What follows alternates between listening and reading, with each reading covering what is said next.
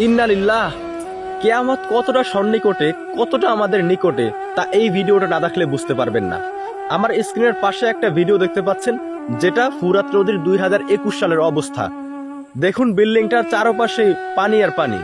2021 সালের এই অবস্থা। এটা হচ্ছে 2022-এর অবস্থা। দেখুন কতগুলো পানি কমে গিয়েছে এবং এখনো চারপাশে মোটামুটি পানি আছে। আর এটা হচ্ছে বর্তমান অর্থাৎ 2023-এর অবস্থা। দেখুন কতটা ভয়ঙ্কর অবস্থায় চলে আসছে। বিল্ডিংটা চারপাশে একটুও পানি নেই, সমস্ত পানি শুকিয়ে গিয়ে এখন একদম পুরো চর হয়ে গিয়েছে। আর পাশে হালকা একটু পানি আছে।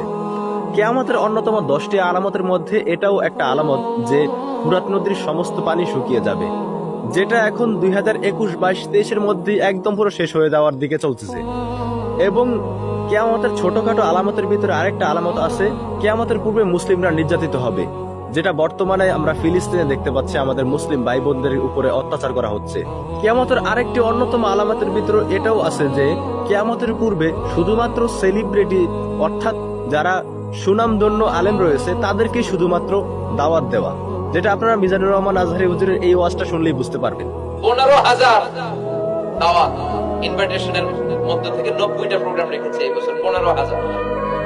এটা কিয়ামতের আলামত না? সুবহানাল্লাহ। আর এটা কিয়ামতের আলামত।